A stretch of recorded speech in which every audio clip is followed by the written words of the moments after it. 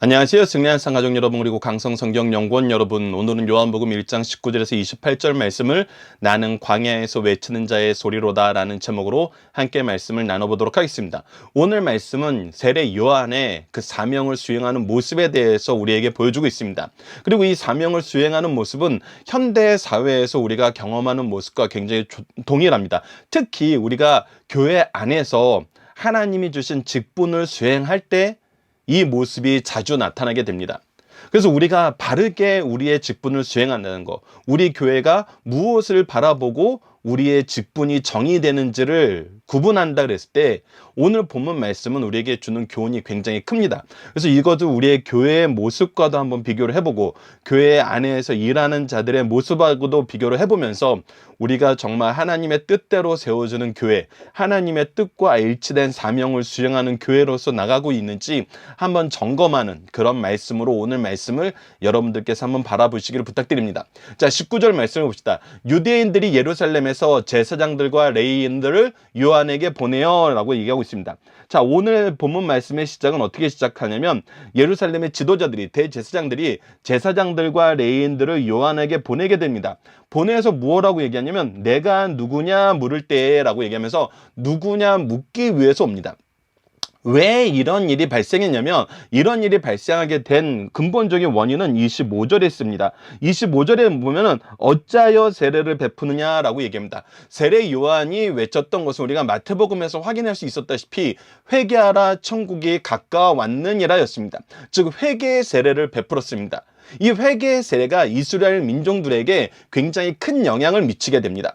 이 영향을 미치는데 세례 요한은 대제사장 출신인 아버지를 두고 있었지만 이 예루살렘에서 가지고 있던 그들의 랍비 시스템 안에는 들어가 있지 않았습니다. 그는 광야에서 생활을 했었고 어떻게 보면은 정규 과정을 마치지 않은 좀 정규 과정에서 벗어난 사람이었던 것입니다. 그러나 그에게서 분명히 드러나는 것이 무엇이었냐면 하나님의 역사였습니다. 이 부분을 우리가 잘 봐야 됩니다. 하나님의 역사가 일어나는 것을 그 누구도 부인할 수 없었습니다. 그래서 이 역사가 드러났을 때 이제 이 역사의 부분에 대해서 이 지도자들은 그들이 담당해야 될 부분이 있었습니다. 그것은 무엇이었냐면 바로 하나님의 역사일 때 이것이 하나님의 역사임을 얘기하고 이 역사에 그들이 동참하는 것입니다. 그렇기 위해서 항상 이 부분에 대해서 물을 준비가 돼 있는 사람들이 바로 제사장들과 레위인들이었습니다. 그래서 이것은 엄밀히 보면은 성경에서 그의 길을 우리가 따르게 하기 위해 준비된 사람들이 해야 될 어떻게 보면 바른 의무였던 것입니다.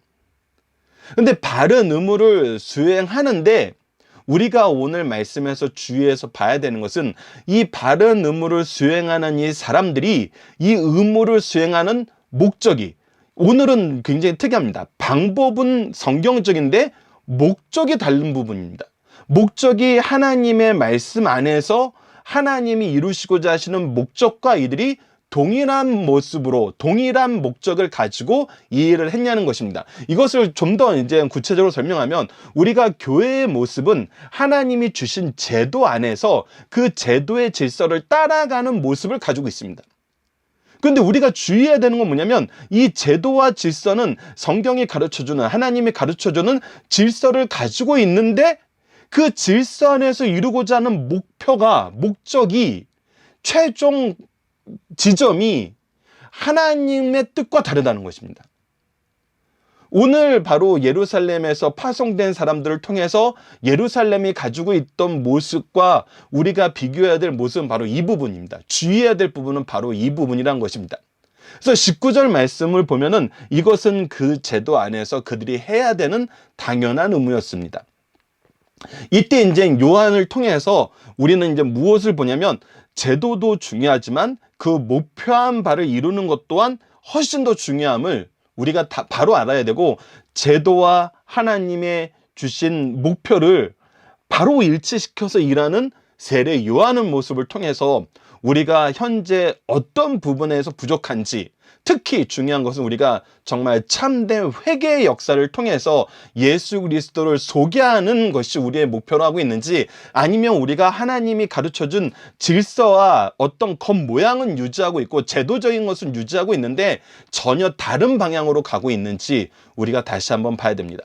자, 이제 요한의 모습을 중점적으로 살펴보도록 하겠습니다. 우리가 이제 이 예루살렘 교회, 예루살렘에 있는 대제사장들과 이 제사장들과 레위인들이 가지고 있는 이 잘못된 부분을 보면서 이제 세례 요한의 모습을 통해서 이것을 어떻게 개혁시켜야 되는지 우리가 이 부분을 한번 보도록 하겠습니다. 20절 말씀을 보면 요한이 드러내어 말하고 숨기지 아니하니, 지금 요한은 어떤 것이냐면 자기가 하는 일에 대해서 숨기거나 자기가 증언하는 거에 대해서 숨기려 하지 않고 이것을 어떤 상황적인 이유 때문에 변경하려 하지 않고 드러내어 말하는데 나는 그리스도가 아니라 한데 라는 겁니다. 즉, 이 유대 지도자들이 알고 싶어하는 것은 당신이 오실 그이니까입니다.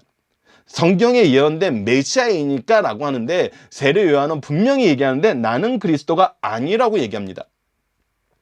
그러나 우리가 이미 앞서서 살펴봤던 것처럼 세례 요한은 누구를 증언하고 있냐면 바로 예수 그리스도를 증언하고 있음을 볼 수 있습니다. 그러니까 이 세례 요한의 증언의 내용을 들으면은 그가 자기를 메시아로 소개하지 않고 그의 길을 준비하는 사람임을 분명히 알 수 있습니다. 그러나 이제 이 제사장들과 레위인들은 다시 묻습니다. 묻되 그러면 누구냐? 내가 엘리야냐? 이르되 나는 아니라라고 얘기합니다. 자, 여기에서 이제 우리가 중요한 걸 봐야 됩니다. 자, 말라기서 말씀을 보면은 여러분들이 이 연속 강해 설교집을 가지고 있으면 분명히 나타나지만 말라기서 4장 5절에 분명히 기록되어 있습니다. 앞으로 엘리야가 와서 그의 길을 예비한다는 것입니다. 그리고 우리가 다른 복음서를 보면, 특히 마태복음을 보면은 바로 이 세례 요한이 말라기서에서 예언된 엘리야라고 예수님께서 얘기하십니다. 그런데 왜 여기서 세례 요한은 아니라고 얘기했을까요? 자, 우리가 이것은 좀 더 확장해서 보면은, 우리가 십계명을 봤는데 십계명에서 거짓말하지 말라라는 계명이 있었는데 이 거짓말하지 말라는 그 원론적인 말의 의미는 하나님의 뜻에 순종하라는 거였는데, 성경에 이렇게 기록되어 있는데 세례 요한이 그러면 거짓말한 걸까요? 자, 여기에서 우리가 이제 중요하게 봐야 되는 표현이 있습니다. 우리가 이제 중요하게 봐야 되는 사상인데, 그것은 바로 우리가 이 엘리야라는 표현 안에서 나타나는 하나님이 얘기하는 엘리야의 모습이 무엇이냐는 겁니다. 성경에는 모세가 나보다 더 큰 선지자, 나와 같은 선지자라고 얘기하고 그 선지자라고 표현되면서 항상 메시아와 엘리야, 이 메시아의 길을 예비하기 위해서 온 엘리야, 메시아에게 기름 붓는 이 엘리야에 대해서 계속 얘기하고 있습니다. 근데 이스라엘 민족은 이것을 어떻게 인식하고 있었냐면, 이 엘리야를 정말 이 엘리야가 죽음을 보이지 않고 하나님의 부르심을 받았기 때문에 이 엘리야가 다시 재림을 해가지고 다시 이 땅에 와가지고 그 메시아에게 기름을 붓고 자기네들의 왕국을 건설할 것으로 생각하고 있었습니다. 자, 이제 여기서 큰 차이가 나는 것입니다. 하나님이 얘기하신 엘리야는 예수 그리스도의 길을 준비하는 엘리야입니다. 그 엘리야는 바로 무엇을 하는 사람이며, 회개를 통해서 사람들이 예수 그리스도를 바로 볼 수 있도록 이끄는, 성령의 역사로 이끄는 그런 통로의 역할을, 준비자의 역할을 하는 것입니다. 그러나 이스라엘 사람들이 생각하는 엘리야는 뭐냐면, 그들의 왕국에 대한 권위를 선언해 주는 그런 엘리야인 것입니다. 그러니까 내용적인 하나님의 구속사로 보는 내용적인 엘리야가 아니라 그들의 왕국의 권위를 세우는 권위적인 엘리야인 것입니다. 그러니까 이것은 정말 요한복음에서 계속 드러나는 건데, 뭐냐면 예수님이 얘기하는 하나님의 나라와 이스라엘 민족이 얘기하는 왕국이 일치하지 않는다는 데 있습니다. 그러니까 모든 것을 이루는 방법은 똑같습니다. 엘리야가 와서 그에게를 준비하고 그에게 안수하고 그가 왕으로서의 사명을 감당하는 것은 여러분들 우리가 이미 앞서 앞으로 보게 되는 모든 내용에서 우리가 알고 있는 것입니다. 예수님께서 공생애를 시작할 때 세례 요한에게 안수를 받고 세례를 받고 시작하잖아요. 그래서 이 내용은 성경 구약에 예언된 대로 그대로 진행되는데 이스라엘 지도자들은 그런 과정은 동일하지만 그 안에 있는 내용은 무엇으로 보고 있냐면 하나님의 나라, 하나님의 왕국을 보는 것이 아니라 자기네들을 위해서 이 땅에 이루어질 세상의 왕국을 본다는 것입니다. 그런 관점에서 엘리야를 해석하니까, 그리고 그런 관점에서 세례 요한이 바로 그런 엘리야라고 물어보니까 세례 요한은 뭐라고 대답할 수밖에 없냐면 아니라고 얘기할 수밖에 없어요. 자, 여기서 아니라고 얘기하는 더 핵심적인 이유가 뭐냐면 지금 세례 요한의 사역은 가려지지 않고 분명히 드러나 있습니다.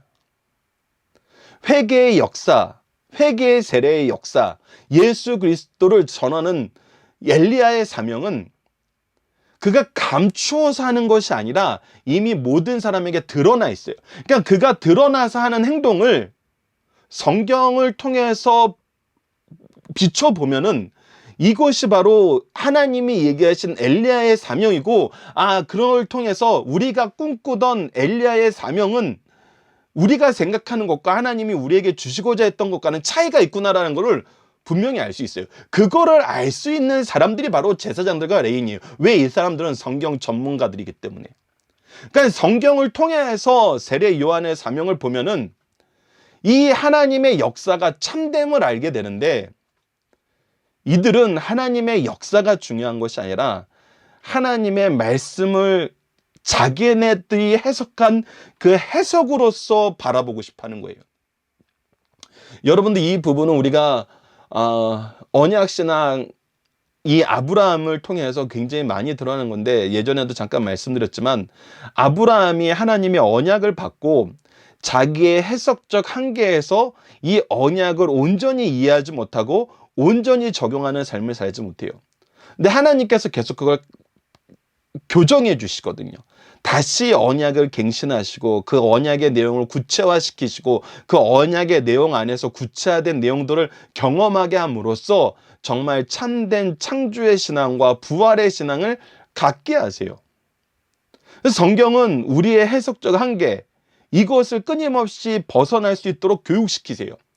그래서 세례 요한의 이 역사도 정말 이 유대인들이 잘못 가지고 있는 이 해석적 한계를 계속 교육시키는데 유익하거든요. 사실 소선지서는 이 부분에 대해서 일괄된 자세를 우리에게 가르쳐주고 있어요. 우리의 잘못된 해석이 무엇이고 참된 해석이 무엇인지 소선지서를 통해서 하나님 나라에 대한 바른 이해를 우리에게 계속해서 가르쳐주는데, 여전히 유대인들은 싫은 거예요.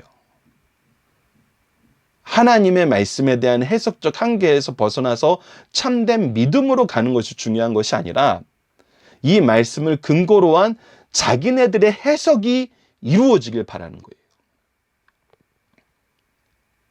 그래서 이렇게 계속 이어집니다. 내가 그 선지자냐. 분명히 얘기합니다. 지금 자기는 엘리야가 아니면 그러면 네가 그 메시아라라고 얘기했는데 그건 당연히 아닌 거죠. 그러고 나니까 이들의 이제 온 목적이 무엇인지가 드러나. 22절에 또 말하되 누구냐 우리를 보낸 이들에게 대답하게 하라.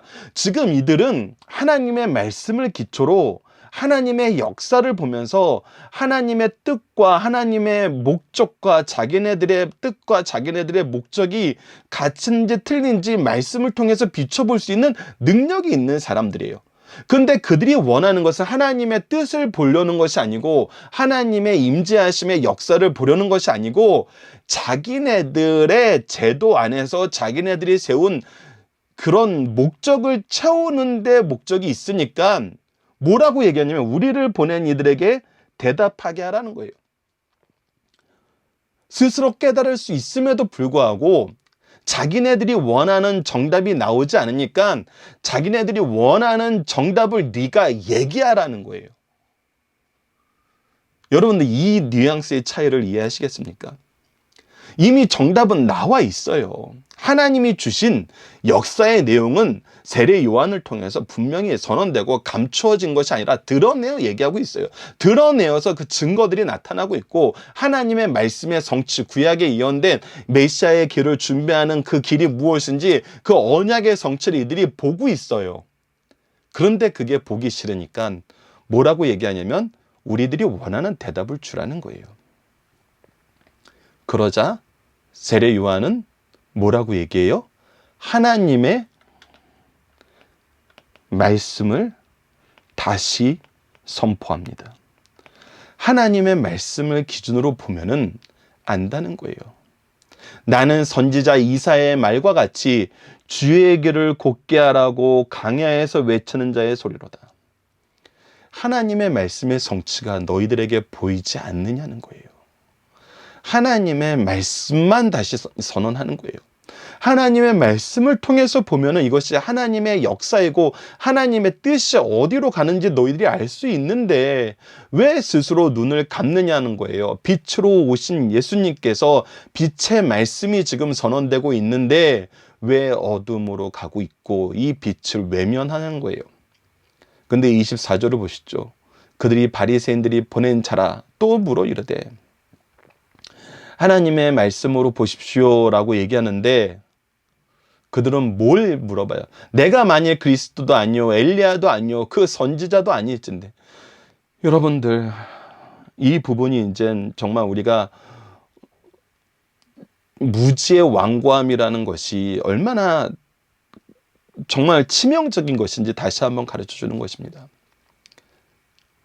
그들의 틀에서 벗어나라고 하나님의 말씀을 다시 선언하는데 이 말씀은 전혀 이 말씀과 어떻게 말라기서 말씀과 연결해서 보면은 이 세례 요한의 사명을 모를 수가 없는데, 그리고 자기들이 생각이 틀린 것을 지금 세례 요한이 말씀을 통해서 다시 교정해 주고 있음을 모를 수가 없는데 모르는 거예요. 내가 만일 그리스도도 아니요 엘리야도 아니요 그 선지자도 아닐진데 어찌하여 세례를 베푼다. 어찌 네가 이런 역사를 우리의 허락을 받지 않고 하고 있느냐, 이 얘기예요. 결국은 이들이 자기의 사명을 수행하는 것이 이 제도가 세워진 이유라는 걸 알고 그 제도 안에서 자기의 사명을 수행하지만 더 중요한 게 뭐냐면 자기네들의 기득권이라는 거예요. 왜 너 우리에게 허락받지 않고 이런 일을 해? 왜 너 우리에게 허락받지 않고 하나님의 일을 해? 이것은 엄밀히 말하면 어떤 거냐면 하나님이 너에게 이 일을 맡긴 게 중요한 게 아니라 하나님이 너에게 이 일을 맡겼어도 우리의 허락을 받는 게 중요해라는 거예요. 이것은 뭐예요? 교만의 최절정이에요. 하나님보다 내가 높다는 거예요. 하나님보다 내가 높다는 거예요. 여러분들, 이것은 우리가 세상에서 자주 경험하는 것입니다. 타락한 지도자들이 항상 보여주는 건 뭐냐면 내가 말씀보다 높고 내가 말씀보다 권위 있고 내 뜻이 하나님의 뜻보다 더 우선되어야 된다는 거예요. 이건 항상 드러나는 것입니다. 근데 이때 이제 우리가 이 부분에 대해서 어떻게 반응하냐가 굉장히 중요해요. 우리가 이 부분에 대해서 얘기를 할 때 물론 이들이 독사의 자식들이라 이런 비난을 받았지만 그것은 하나님의 뜻으로 가지 못하게 만들려는 이들의 어리석고 교묘한 정책에 의한 징계이지 이들을 그렇게 대하라는 것이 아니에요. 여러분들 이 차이 분명히 아시죠? 사람들에게 이들의 꾀임에 넘어가지 않도록 하기 위한 보호적인 언어였지 이들을 저주하고 이들을 죽이기 위한 언어가 아니에요. 그래서 우리는 26절, 27절 말씀의 교훈이 이 내용의 자세, 이것을 선언하는 것이 너무나 중요하다는 것이다. 26절을 보면 요한이 대답하되 나는 물로 세례를 베풀거니와 너희 가운데 너희가 알지 못하는 한 사람이 섰으니 곧 내 뒤에 오시는 그이라. 조금 우리가 지난 시간에 말씀했던 내 뒤에 오는 이가 바로 이분인데 이분이 어떤 분이라 나보다 먼저 계셨던 분이다. 그래서 이 하나님이시고 하나님의 은혜의 역사로 이 땅에 오시는 빛이시고 생명임을 얘기하면서 곧 내 뒤에 오시는 그이라 나는 그의 신발끈을 풀기에도 감당하지 못하겠노라 라고 얘기하면서 너에 대해서 얘기해봐. 우리가 원하는 대답을 해봐 라고 얘기하는데 그때도 또 뭐를 하는 거예요? 예수 그리스도를 선언하는 거예요. 자, 여기에 잘 보십시오. 세례 요한이 선언한 건 뭐냐면 하나님의 말씀을 선포했고 예수 그리스도를 선언했어요. 때를 얻든지 못 얻든지 우리가 선포해야 되는 건 무엇이냐면 하나님의 말씀이요 예수 그리스도라는 것을 세례 요한은 분명히 보여줘요. 여러분들 이게 동문서답 같고 이런 방법이 과연 통할까라고 우리가 의심할 수 있어요. 아니 이런 자들에게 우리가 이렇게 대한다 한들 그들이 변하겠어요? 라고 얘기하면서 악한 짓을 하고 정말 하나님의 이름을 빌르고 예수 그리스도의 이름을 빌어서 악한 짓을 하는 사람들을 우리가 정말 저주하고 이들을 무너뜨리려고 싸워야지 이런 방법이 통하겠어요 하는데 여러분들 그거는 우리의 생각입니다. 그건 또 우리의 해석적 한계예요. 하나님이 우리에게 하라는 것은 세례 요한을 통해서 보여준 것은 무엇이냐면 때를 얻든지 못 얻든지 하나님의 말씀을 선포하고 예수 그리스도를 증언하는 거예요. 내가 나타나는 것이 아니라 내가 그들과 싸우고 있다는 것이 나타나는 것이 아니라 오직 하나님의 말씀 예수 그리스도. 왜 이게 중요하냐면 여러분들 상식적으로 생각해도 이것이 너무나 중요함을 알 수 있습니다. 그것은 무엇이냐면 자 보십시오. 우리가 그들이 잘못됐다고 주장하면서 우리가 무엇을 얘기합니까? 그들의 잘못만 얘기해요. 즉 그것은 무엇이냐면 죄만 얘기하는 거예요. 이것은 어떻게 보면 율법적 기능하고도 동일해요. 그러나 죄만 얘기하는 것은 세상 사람들에게 이것은 믿는 사람이건 믿지 않는 사람이건 동일합니다. 세상 사람들에게 무엇만 얘기할 수 있냐면 죄만 얘기해요. 뭐가 선포가 안 돼요? 복음, 생명, 화목, 우리를 회복시키는 하나님의 은혜의 역사가 선포가 안 돼요. 자, 이것은 우리가 요즘에 이 여러 가지 사태로 참 어려움이 많은데 우리가 이 어떤 병에 대해서 얘기할 때 그 병에 대해서만 얘기하면 우리에게 뭐만 생겨요? 공포감만 확산돼요. 이 병에 두려움밖에 생기지 않아요. 그런데 우리가 치료 방법을 얘기하고 예방 방법을 얘기하고 치료의 능력을 얘기하면 어떻게 돼요? 우리는 치료의 방법에 포커스를 둬요. 우리를 살리는 역사에 포커스를 둔다고요. 그때 우리는 담대해지고 생명을 얻는 방향으로 나가는 거거든요. 동일한 거예요, 여러분들. 우리가 해야 되는 건 뭐냐면 예수 그리스도의 복음을 선포하는 거예요. 생명을 선포하는 거예요. 치료 방법을 선포하는 거예요. 이것을 아는 것이 중요해요. 그렇다고 우리가 죄에 대해서는 무감각해야 되느냐? 그렇진 않아요. 우리가 로마서를 통해서 이미 봤지만 근데 그것을 얘기하는 것으로 그것을 비난하는 것으로 그것을 저주하는 것으로 그것을 우리가 싸워서 무찔러야 된다는 생각은 아무것도 해결하지 못한다는 거예요. 그래서 우리가 교회에서 문제가 생겼을 때 해결하는 방법이 세상과 다른 이유가 바로 여기에 있는 것입니다. 여러분들 이 부분은 좀 더 여러분들이 현실적인 면에서도 다시 한번 생각을 해보세요. 그래서 세례 요한이 우리에게 보여준 거는 정말 딱 이것 두 가지예요. 엄밀히 말하면 이제 세 가지로 좀 이따 요약을 할 건데 세례 요한이 바른 사명을 감당했던 모습인데 그 바른 사명을 감당했던 모습 중에 핵심은 두 가지. 하나님의 말씀을 선포하고 예수 그리스도를 증언하는 거예요. 이 두 가지에서 벗어나지 않아요. 하나님의 말씀의 바른 선포, 예수 그리스도의 선언. 예수 그리스도를 증언하는 것. 이 두 가지를 우리가 기억했으면 합니다. 자, 본문 묵상하기를 들어가 보도록 하겠습니다. 첫 번째, 예루살렘의 제사장들과 레위인들은 왜 요한을 찾아와 누구냐고 물었습니까? 이 세례 요한의 역사가 크기 때문에 자기네들 시스템 안에서 해결을 해야 되는 거예요. 자기네들이 가지고 있는 제도는 성경적인 제도가 맞아요. 근데 결론은 무엇이었어요? 자기네들의 기득권을 유지하기 위한 거였어요. 자기네들의 세력이 분산되는 걸 원치 않은 거였어요. 즉 이것은 겉모양은 똑같으나 그 안에 내용과 목적은 성경하고 벗어나 있는 거예요. 우리는 이것을 깨달아야 돼요. 그래서 세례 요한은 자신을 누구라고 소개하고 있습니까? 주의 길을 곧게 하라고 광야에서 외치는 소리야. 즉 하나님께서 준비하신 예수 그리스도의 길을 준비한 바로 그 선지자라는 거예요. 그래서 성경을 통해서 나를 보라는 거예요. 하나님의 말씀을 통해서 나를 보라는 거예요. 세 번째, 보내심을 받은 자들은 어떤 권위에 대해서 답을 듣기 원하나요? 자, 자기네들이 권위를 준 적이 없는데 너는 무엇은 권위로 있냐는 거예요. 즉 우리의 허락을 받으라는 거예요. 하나님의 권위가 중요한 것이 아니라 하나님이 너에게 권위와 능력을 주셨어도 우리의 허락을 받는 것이 중요하다는 거예요. 여러분들 우리 이것은 정말 주의해야 됩니다. 근데 왜 이런 일이 발생하는지를 우리가 봐야 돼요. 그렇다고 우리가 우리가 보기에 능력 있는 역사가 일어난다고 다 이 말씀을 적용하면 안 돼요. 제가 너무 마음이 아픈 게 뭐냐면 정말 이단들이 가장 많이 사용하는 그런 방식이 바로 이런 방식이에요. 우리가 훨씬 더 부흥하고 우리가 훨씬 더 경건하고 우리가 훨씬 더 열심이라는 거예요. 기존 교회들 다 잘못됐다는 거예요.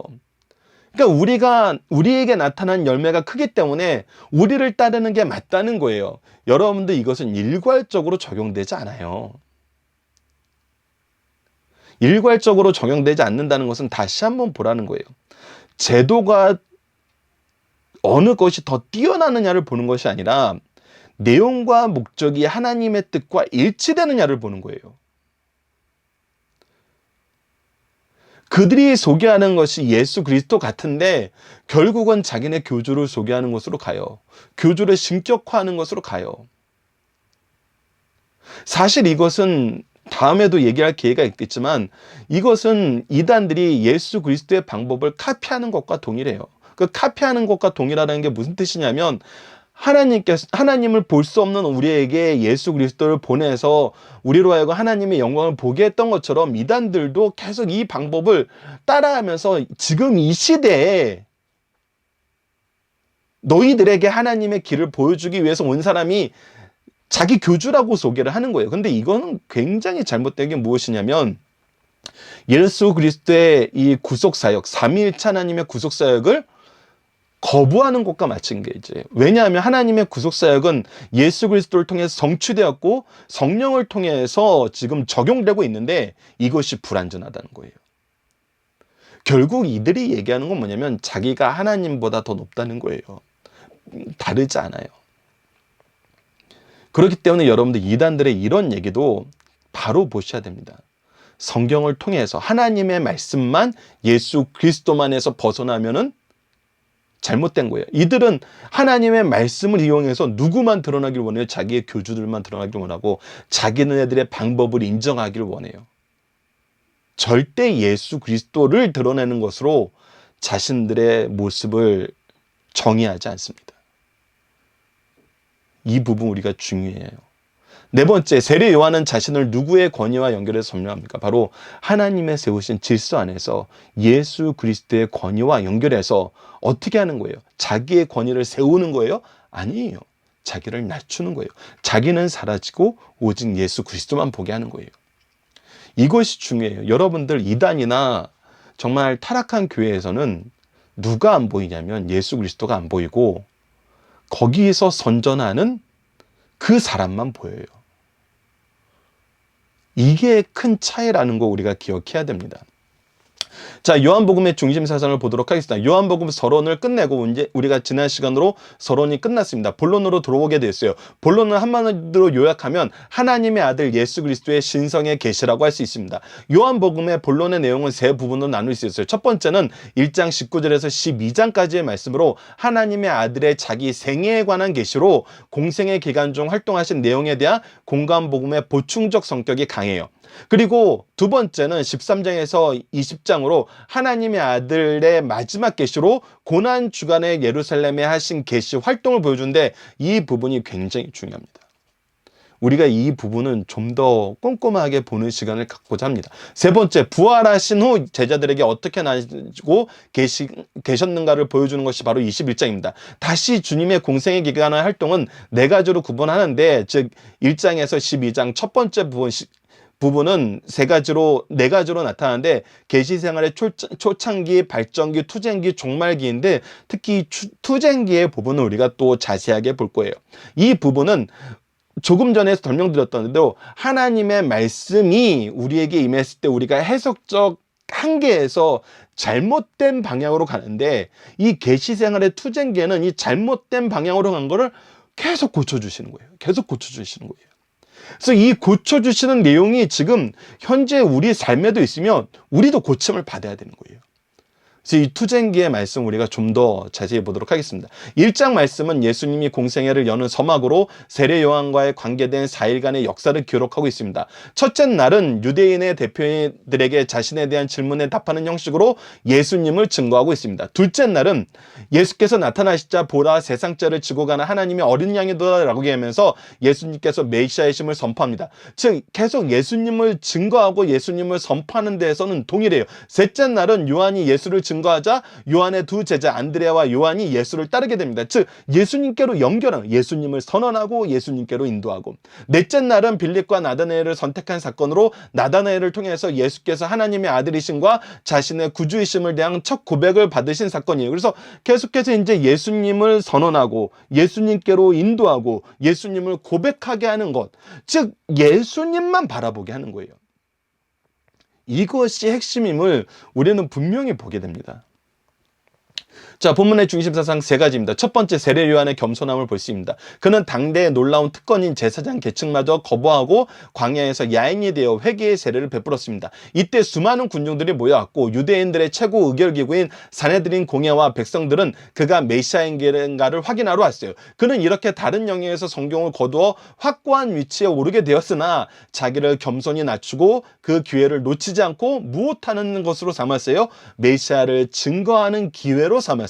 이는 세례 요한뿐만 아니라 누구라도 그리스도의 은혜를 받게 되면 이렇게 겸손하여 그리스도와 이웃을 높이게 된다는 사실을 가르쳐주고 있어요. 두 번째, 사명에 충실한 세례 요한입니다. 이 부분을 우리가 봐야 돼요. 우리의 사명은 우리가 어떻게 수행해야 되는가라고 했을 때 바로 세례 요한처럼 하는데, 세례 요한이 어떻게 했냐면, 세례 요한의 위대한 점은 그 일의 실적이나 규모에 있지 않고, 우리는 보는데 실적이나 규모를 봐요. 근데 이게 중요한 것이 아니라 자기 사명에 충실했냐는 거예요. 하나님이 나에게 맡긴 그 일에 충실했냐는 거예요. 그 일이 실적으로 이렇게 나타났어요, 규모로 이렇게 나타났어요가 중요한 게 아니에요. 우리가 목회 현장에 있을 때 이 부분이 가장 힘든 부분입니다. 실적이 우리가 생각했던 것만큼 안 보이고, 규모의 확장이 우리가 생각했던 만큼 안 보이고, 우리 이것에 기존에 있던 사람들마저도 이것 때문에 바꾸자 그래요. 설교 바꾸자 그러고, 예배 모습 바꾸자 그러고, 지도자 바꾸자 그러고, 교육자 바꾸자 그러고, 막 다 바꾸자 그래요. 근데 그게 아니라 우리는 뭘 봐야 되냐면, 하나님이 우리에게 주신 사명이 무엇인지를 보고, 실적과 규모는 하나님께 맡기고 우리는 끝까지 충성하는 거예요. 그것이 지금 세례 요한을 통해서 나타나는 것입니다. 그는 모범적인 전도자의 두 가지 특징을 가지고 있었어요. 첫 번째는 하나님 말씀만 드러내는 거였습니다. 전도자 자신은 감추고 하나님 말씀만 드러내는 것으로 설교를 듣는 자들이 그리스도만 알게 되고, 설교자 자신을 알리는 데 중점을 두지 않았습니다. 또 다른 하나는 사람이 적은 데서도 사명에 충성함으로써 그의 충성심을 보여주고 있어요. 그의 충성심은 누구에 대한 충성심이에요? 하나님에 대한 충성심이에요. 예수 그리스도의 복음에 대한 충성이에요. 그래서 끊임없이 자기가 작아짐에도 어디로 가라 그래요? 예수 그리스도께로 가라 그래요. 예수 그리스도께로 가라. 예수 그리스도로 고백하라. 그래서 사람에게 끌리지 않고 아첨하지 않고 말씀만 전했어요. 사명자의 바른 충성심을 우리에게 보여주고 있습니다. 세 번째는 그리스도를 암입니다. 너희 가운데 너희가 알지 못하는 한 사람이 섰으니 라고 하였어요. 예수는 수많은 사람 가운데 서 계시지만 사람들은 주를 보지도 알지도 믿지도 않아요. 그리스도는 수많은 교회들을 지나고 계시지만 대사도의 교회와 성도들은 그를 볼 눈도 없고 그의 음성을 들을 귀도 없었어요. 사람들은 돈과 쾌락과 세상은 알지만 그래서 이것을 목적으로 하나님이 세우신 질서만 이용하는 거예요. 이거는 정말 치명적인 것입니다. 그래서 알맹이가 빠졌어요. 그 알맹이가 뭐예요? 그리스도는 알지 못하고 있다는 거예요. 오늘도 그리스도는 우리와 함께 계십니다. 우리가 손만 내밀면 자비와 은혜와 화평과 하나님 나라와 영생을 손쉽게 붙잡을 수 있다는 사실을 가르쳐주면서 은혜 중에 은혜, 은혜로다라고 얘기할 수밖에 없는 우리의 삶을 이미 우리에게 가득 충만하게 주시고자 하시는데 우리가 미련하여서 자꾸 이것을 안 보는 거예요. 나의 권위가 중요한 거예요. 내가 세운 목적이 중요한 거예요. 근데 이것만큼 미련한 것이 없다는 것입니다. 자, 본문 다짐입니다. 하나님을 섬기는 사람들의 공동적인 특징. 이 부분은 이제 이 세례 요한의 자세가 세례 요한만 나타난 것이 아니에요. 하나님을 섬기는 사람들에게 공통적으로 나타나는데 그것이 무엇이냐면 자기를 드러내는 것이 아니라 자기에게 주목할 때 오히려 모든 영광을 하나님께 돌림으로 하나님의 뜻과 예수 그리스도의 복음을 전하는 기회로 삼는다는 거예요. 창세기 41장에서 바로가 요셉에게 이르는 얘기와 다니엘이 느부갓네살과 벨사살 왕에게 했던 내용이 동일해요. 자, 그래서 우리가 한 가지만 보면 창세기 41장 15절로 16절 25절을 보면 바로가 요셉에게 이르되 내가 한 꿈을 꾸었으나 그것을 해석한 자가 없으니 들은즉 너는 꿈을 들으면 능히 푼다. 그래서 바로는 이 요셉에게 포커스를 맞추고 요셉의 능력에 포커스를 맞춰요. 근데 요셉이 바로에게 대답하여 이르되 내가 아니라 하나님께서 바로에게 편안히 대답하시오. 저를 보지 말고 누굴 보십시오? 하나님을 보십시오. 하나님을 보십시오. 그래서 요셉이 바로에게 아뢰되 25절 바로의 꿈은 하나라 하나님이 그가 하실 일을 바로에게 보니 하나님이 하실 일을 바로에게 보니 하나님의 뜻을 보십시오. 하나님의 뜻을 보십시오. 하나님의 역사를 보십시오. 세례 요한 동일합니다. 하나님의 말씀을 통해서 하나님의 뜻을 다시 봐라. 너희들이 이미 이 말씀을 알고 있지 않느냐. 이 역사를 지금 너희들이 볼 수 있지 않느냐. 다니엘도 동일했습니다. 하나님을 보십시오. 하나님의 뜻을 보십시오. 우리는 이것을 선언하는 사람이란 것입니다. 우리를 보게 만들려고 우리의 권위를 인정하게 만들려고 우리를 떠나서는 살 수 없는 우리의 종으로 만들려고 있는 것이 아니라 하나님의 백성으로 살게 하기 위해서 예수 그리스도의 종으로 살게 하기 위해서 우리가 있는 거예요.